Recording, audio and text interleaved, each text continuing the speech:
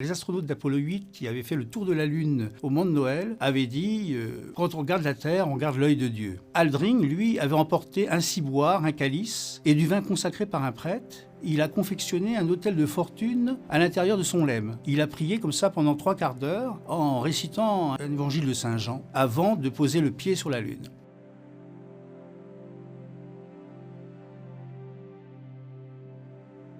Une fusée Saturne V, on n'a jamais fait mieux depuis. C'est 111 mètres de haut, 3000 tonnes, avec 5 grandes cuillères qui exercent chacune plus de 3000 tonnes de poussée. En l'espace de 12 minutes, elle épuise la moitié de son carburant, elle satellise les hommes à 183 km d'altitude et ensuite commence un immense voyage à travers l'espace, le grand vide, pendant 4 jours, à la vitesse de 40 000 km/h. L'objet en question s'est satellisé autour de la Lune à 110 km pour effectuer une grande descente de 12 minutes. Les astronautes ont mis 6 heures avant de sortir dans l'espace et marcher sur le sol lunaire. Figurez-vous que ce lieu d'atterrissage, c'est pas celui qui était prévu. Au dernier moment, suite à l'affolement de l'ordinateur, qui avait trop de données, à environ 11 km d'altitude, Armstrong a dû prendre en main le pilotage comme s'il pilotait un hélicoptère. Et le cratère où il devait atterrir était trop étroit et trop encombré de rochers. Au dernier moment, il a décidé de déplacer le LEM pour le faire allunir à 6 km de là. Et à bord, il ne restait plus que, dans la jauge de carburant, il ne restait plus que 29 secondes. Quelques secondes encore et l'objet se serait littéralement crashé. Donc on a évité de très peu la catastrophe. Armstrong et Aldrin se sont posés sur la Lune. Ce sont 2 Américains. Le 3e est resté en orbite parce que pendant ce temps-là, le module de commande continue à tourner autour de la Lune avec le plus grand frustré de l'histoire qui à ce moment-là s'appelle Michael Collins et qui attendait ces deux condisciples-là autour de la Lune. Et il fallait ensuite, d'ailleurs, que le LEM redécolle pour s'accrocher au module de commande. Ça, c'est encore un autre exploit. Ils mettent donc 6 heures à descendre sur le sol lunaire. On ne savait pas vraiment quelle surface c'était. C'est à la fois proche de la Terre et c'est complètement différent. C'est un objet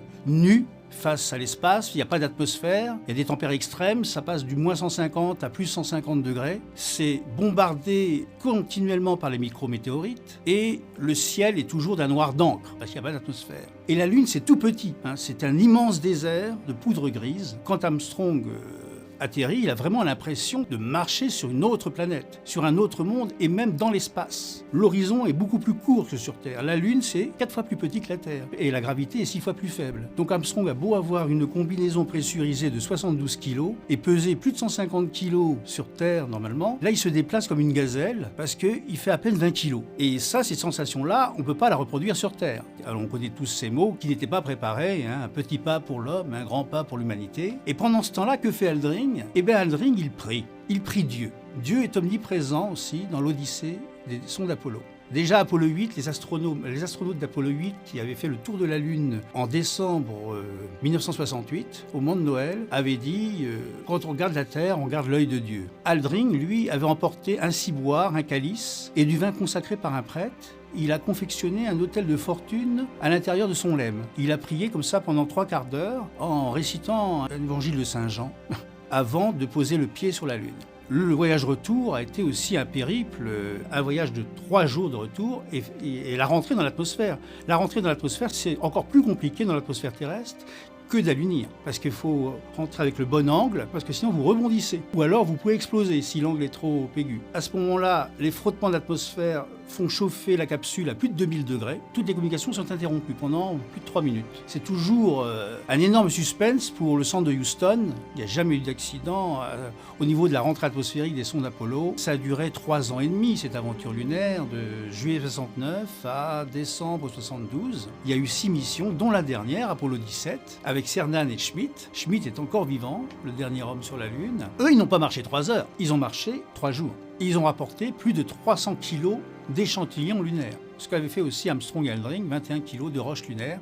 Alors tout cela, c'est conservé à la NASA. C'est encore une des preuves que nous sommes bien allés sur la Lune et sont radicalement différentes des roches qu'on trouve sur Terre et en même temps similaires. Parce que la Lune et la Terre, bon ça c'est un autre sujet, mais auraient peut-être la même origine. Alors des accidents dans l'espace, il y en a eu. C'est quand même très rare. Là, il y a eu à peu près 600 astronautes, hommes et femmes, qui sont partis dans l'espace, enfin à 400 km d'altitude seulement. Sur ces 600 hommes et femmes, j'allais dire seulement, mais c'est déjà trop, 30 sont morts.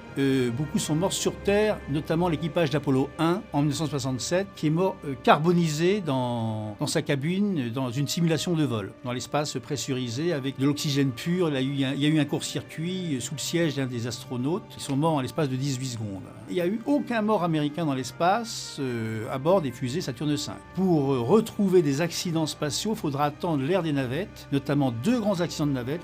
La navette Challenger au décollage après 73 secondes, et puis le retour de la navette Columbia qui s'est désintégrée lors de son retour dans l'atmosphère. Mais dans l'espace même, il y a eu seulement 3 ou 4 morts. Pourquoi la Lune dans les années 60 et 70 ? Pourquoi cet exploit est-il intervenu si tôt dans l'histoire humaine, pourrais-je dire ?